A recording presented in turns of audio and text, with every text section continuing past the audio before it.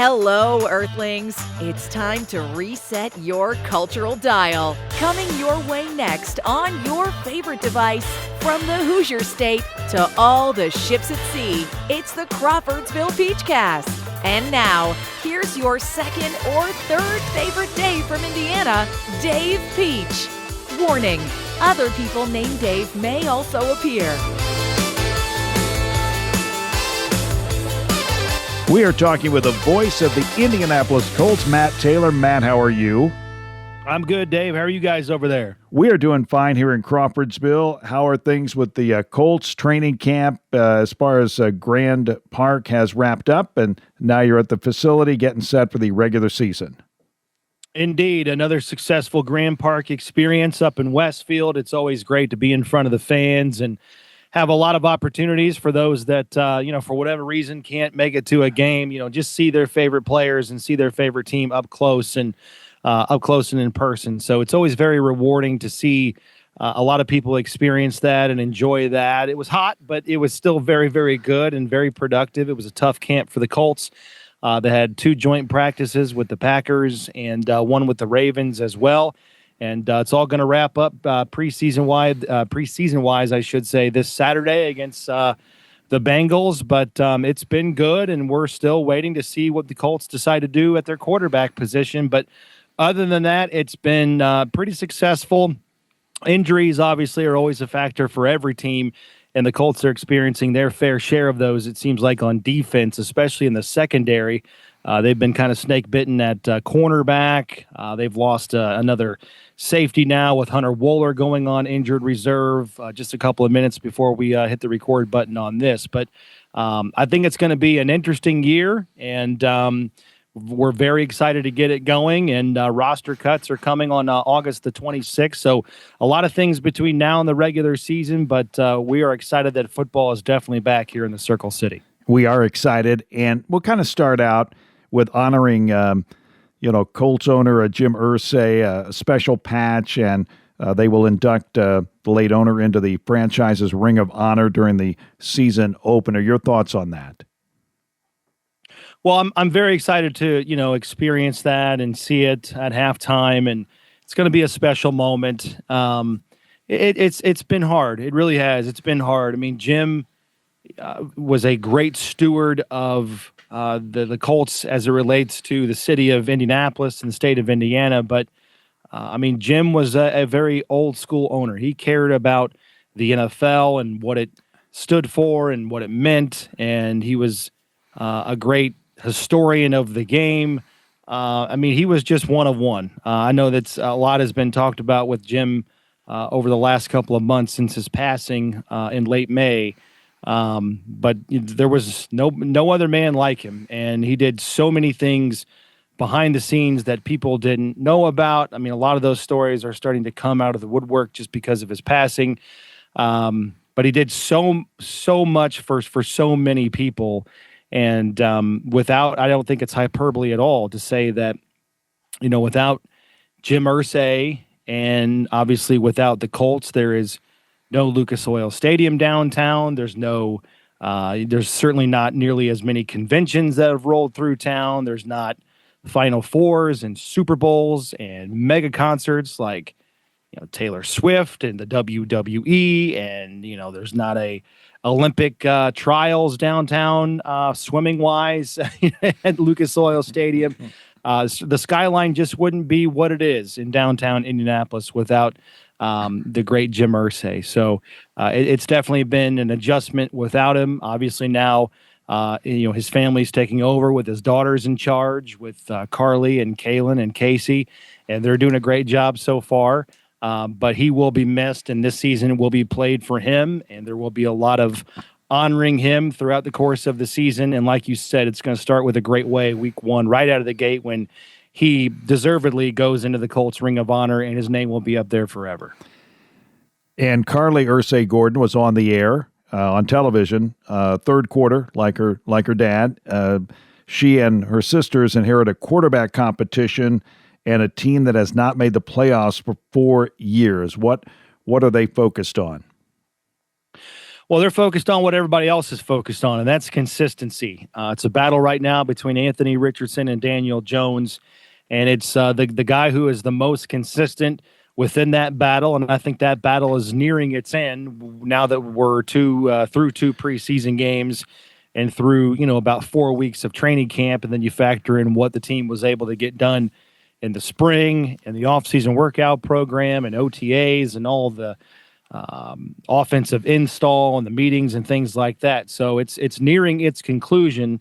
But I think the guy that is the most consistent in every aspect of the word will be the Colts starter in week 1 of the regular season. That'll be the guy that the Colts feel gives them the best chance to win right out of the gate, and they desperately need to do that. Obviously, every year you want to get off to a great start, right? But urgency is very, very high within this team. The franchise feels it. The fan base knows it, right? You haven't won a division since 2014, haven't won a week 1 game since 2013.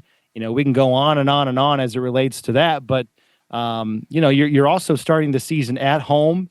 So you want to do a good job in front of your own fans and, set the tone that it's going to be difficult to win if you're a road team at Lucas Oil Stadium this year. But it's not only that, it's who you play, right? Right out of the gate, you're playing Miami, you're playing Denver. Those are two teams that I think are going to be, in the playoff mix all year long inside the AFC. And so therefore you've got, potential playoff and wild card implications and tiebreaker situations that are going to be decided right out of the chute. But I think, again, it's everything at the line of scrimmage. It's command in the huddle. It's diagnosing things pre-snap, getting into good plays, getting out of bad plays. And then obviously the biggest one is just overall consistency in the passing game. And that's where the Colts struggled mightily last year, especially in the intermediate part of the passing game. In the middle of the field and between the numbers, that's where the Colts struggled last year through the air. So if they can get that corrected, and again, I just use that word consistency, if they can get more consistency from the passing game to help out the great weapons that they have and the great running game that I think they're going to carry over from last year to this year with Jonathan Taylor, who was over 1,400 yards rushing last year. If they can bring the consistency in the middle of the field, in the short range passing game, if you will, because the deep ball has been there. The big plays were there last year. If they can smooth out the middle of the field in the passing game and the intermediate part, that's where I think this offense will come together, be more complete, and have a good chance of scoring a lot of points this year. So that was a long-winded way of saying that it's been pretty neck and neck, and both guys have had certainly their bright spots and bright moments in training camp and in preseason games, but right now it's just too close to call because of how fierce that competition has been dating back to May when off-season organized activities started, when you could start to see guys on the grass throwing the football around. Anthony Richardson, his rookie year, now granted only 4 games, 59.5% as far as the completion rate. Last year, that went down to 47.7, 8 TDs, 12 interceptions. It was not a good sophomore season. Can he get back to what the Colts expected him to do coming in and what he did in the rookie year? Well, he's certainly showing improvement. I mean, he's been very dedicated and focused all off season about fixing that part of the game, the one I just chronicled about the middle of the field. He's worked out all off season with his personal throwing coaches, and he's focused on being more in rhythm, being more, for lack of a better term, poised and in control, that when he sees an open receiver, because diagnosing a play and knowing where to go with the football for Anthony Richardson has never been the problem. It's just delivering it in an accurate manner, putting it in a spot where his guy can catch it and then can catch it and do something with it, right? Run after the catch, yards after the catch, make a 12-yard gain or a completion, I should say, and turn it into a 20, 25-yard pickup for a first down and, get into a scoring threat. That's been his most difficult acclimation into the NFL. And so he's definitely gotten better at that. I mean, you're seeing that in training camp. He is hitting the throws so far in camp this year that he missed some in regular season games last year. So he's definitely more in control. I think the lower body, he's kind of I don't want to nerd out a little bit, but he's widening his base so that the lower body is complementing the upper body and the arm mechanics and the velocity of the ball, and it's being delivered in a more accurate manner. So he's been very deliberate with that this entire time, and it's showing up. But, like we always like to say, you're just not going to know fully until after Labor Day. If he's the team starter week 1, you're not going to know how well that translates in a regular season game until you start playing regular season games. There's just only so much that training camp and preseason games and joint practice ventures can tell you about improvement. So that one's kind of a big TBD, but he's definitely more intentional about everything this entire offseason, whether that's on the field, off the field, trying to be a leader, trying to put in extra work. Those are the things that kind of stem from the Colts sitting him down for a couple of games last year, right? They benched him for 2 games just with the idea in mind of trying to slow down a little bit and try to realize everything that comes with the preparation of in the magnitude of being a franchise quarterback. So I think he's had to learn some hard lessons along the way, and this was a big offseason for him trying to put it all together off the field and on the field to try to be this team's starting quarterback. Central Indiana Rubber Products provides the power for you. Central Indiana Rubber Products, or CIR, keeps farm equipment and local manufacturing processes running with gaskets, belts, seals, and O-rings, among a variety of other products and services. Employee-owned and always customer-focused. Central Indiana Rubber Products, 989 West, 83 North, Crawfordsville, and at indianarubber.com. Central Indiana Rubber Products, or CIR, power for you. One of his new targets will be tight end Tyler Warren out of Penn State, the 14th pick. Overall, what kind of impact do you expect him to make? Huge. He's going to be a major focus of this offense. He's very, very intriguing because he's so good at doing so many things. He's so athletic. He's so versatile, but he's also a very physical player. He's a willing blocker. You don't really see too much drop off in the running game when he's out there because he is a guy that's going to mix it up a little bit. I mean, I've joked all the time, like Tyler Warren's a guy that could succeed and play in 2025 football because of his athleticism and versatility. But also he could thrive if it was 1975 as well, because he's just kind of a throwback player. So, from a formational standpoint, Tyler Warren gives the Colts a lot of flexibility. If they go out there and they line up with 2 tight ends, with Tyler Warren being one of those tight ends, it's almost like playing with 3 wide receivers because of everything that he can do. If you put a linebacker on him, good luck with that. He's going to win that matchup all day. So he can catch the ball. He can run the ball in the backfield. He's a former high school quarterback as well, so he can throw the ball too. He can line up in so many different ways. You can put him in the backfield as an H-back. You can line him up as a traditional, Y tight end. You can line him up in the slot. You can split him out wide. I mean, Penn State was really creative in what they did with him. There was that infamous game against USC last year with Penn State when he, lined up at center and snapped the ball to the quarterback, and then there was a double pass behind the line of scrimmage, and then he goes out actually for a pass, runs a route, and catches the ball in the end zone with 2 linebackers draped all over him. That was kind of his coming out party on a national stage, if you will, and just an absolute steal for the Colts, where they drafted him 14th overall in the first round, and they needed some upgrade at the tight end position, but they also just needed a big-time weapon within the offense, and that's what Tyler Warren is, because not only is he a tight end, but he's just a great pass-catching weapon. And, they're going to get him involved in the screen game. They're going to get him involved in, lining him up in the slot, and he's going to catch the ball in the middle of the field on drags and overs. I just see a really impactful season right away for Tyler Warren as a rookie here for the Colts. And it's a given. Jonathan Taylor, 3 1,000-yard seasons. He's very good, and you don't want to forget you've got one of the great running backs in the NFL.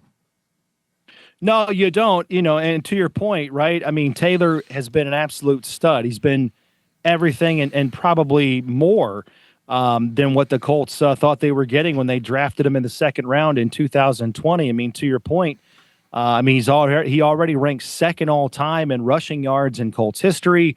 And he's at times been the focal point of the Colts offense when they've tried to make the playoffs and have gone on a late season push. That was the case last year. He had over 1,400 yards, but almost over half of his carries for the season last year came in the last 6 games of the season. So they were working him to death, and he averaged 21.6 carries per game, which was the highest workload in the NFL for the season last year. And so, I think there's a formula, Dave, to win every game, right? Sometimes you just have to let your best players go to work and, try to win a game ugly, salt the game away, shorten the possessions for the other team, things like that. So I'm not downplaying at all Jonathan Taylor's significance for this team, but also, too, the reality has been that twice in Jonathan Taylor's career so far with the Colts, he's rushed for over 1,400 yards. You go back to 2021 when he was the rushing champion in the NFL. He was over 1,800 yards last year. But the point is, twice he's over 1,400 yards, and in neither season did the Colts make the playoffs. So you've got to be able to throw the ball. You just have to. You have to be able to take all the great things that Jonathan Taylor does and complement that with a more consistent passing game, which goes back to that quarterback battle between Jones and Richardson. So, if Jonathan Taylor's overall workload goes down and his yardage goes down, I don't think that's necessarily a bad thing, because hopefully that means the passing numbers go up, and that allows Jonathan Taylor to have, some fresher legs. It also means hopefully you're moving the ball a little bit more efficiently than you did last year towards the end of the season. I mean, it's hard to go on 10, 12 play scoring drives for touchdowns. It's a lot easier if you get big plays through the air and some more consistency in the passing game, and I think that's what the season is all about. Okay, on the defensive side of the ball, Gus Bradley out. New defensive coordinator, Lou Anarumo. Did I get that? You got it. From the Nailed Bengals. it. And, okay, the defensive player from Ohio State, J.T. Tuimoloau. That is dangerously close. Oh. Well done, Dave, on your first try. Yeah, you're a lot better than I was back in April for the draft. That was great. It was it's J.T. Tuimoloau, but you're right. You're right there in the neighborhood. Oh my goodness! Yeah. I'm listening to Gus Johnson do Ohio State prior to this interview. So I'm trying. Yeah. I'm trying my best here. But defensively, I think when you look at the Colts roster, and from what I've been able to pick up listening to some podcasts and things like that, people really like the defensive roster the Colts have. Yeah, it's this goes back to, I mean, we probably talked about this last year going into the season when you and I spoke. There just has been way too much individual talent on that side of the ball for it to be ending up collectively where it has been the last couple of years. You've got Pro Bowl players, you've got Pro Bowl caliber players in all three levels of that defense. You've got DeForest Buckner and Grover Stewart up front. You've got Laiatu Latu in year number 2, who I think is going to have a very impactful season. Kwity Paye's going into year number 5. He's a great edge player and run stuffer, and I think he's in store for his best season as well. In the middle of that defense, you've got Zaire Franklin coming back, who leads the NFL in tackles since 2022, 173 of them last year. Now in the secondary, you've got Charvarius Ward, you've got Kenny Moore the second, you've got Cam Bynum.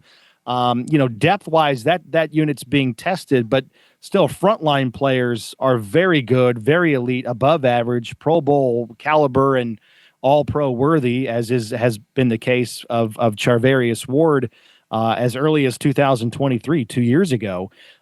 So they're changing up the scheme.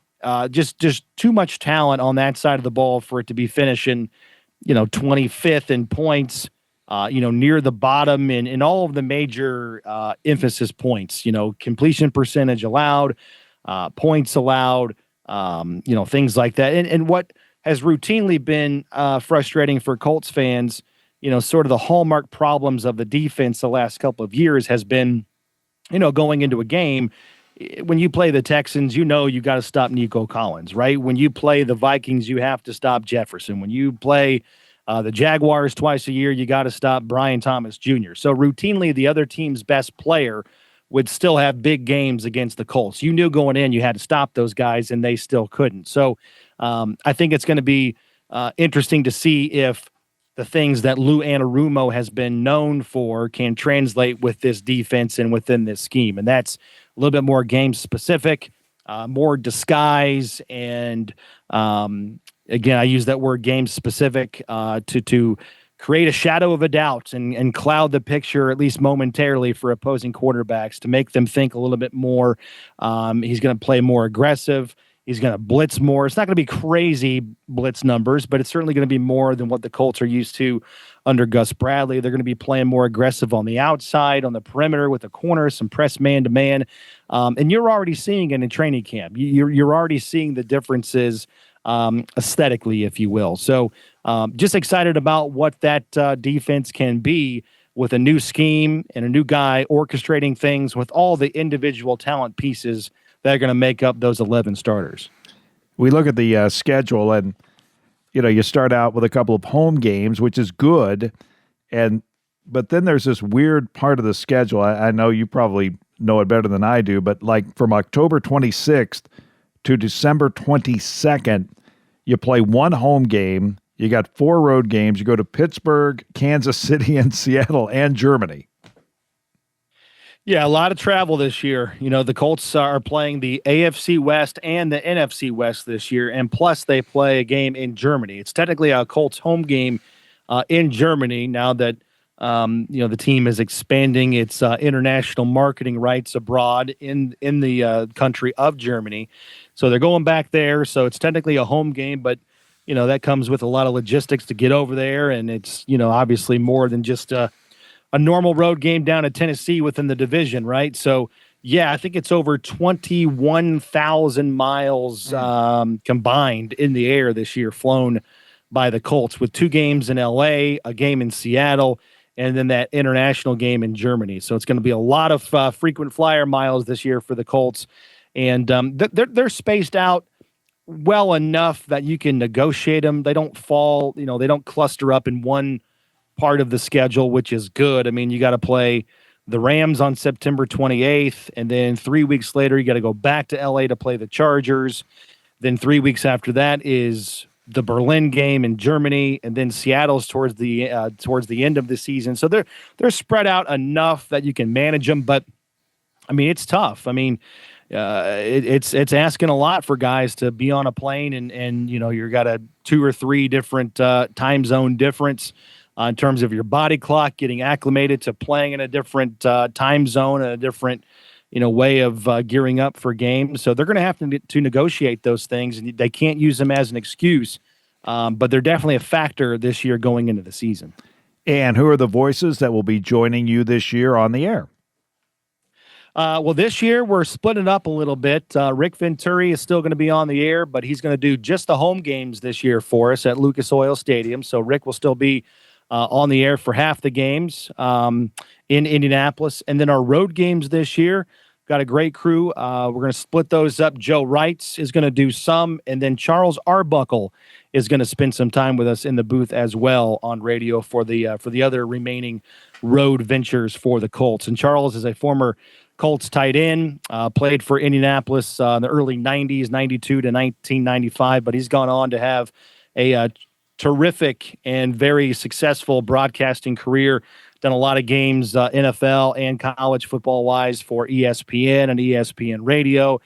Still does a lot of stuff for the ACC network, Sports Radio USA. So he's very seasoned and very, very good, and he's still on top of this franchise that he played for, and still comes back into town quite frequently. So he's on top of the Colts, and we're very lucky to have him and looking forward to the games that he's going to be doing, including this game on Saturday in Cincinnati. He's going to be in the booth with us for that game as well.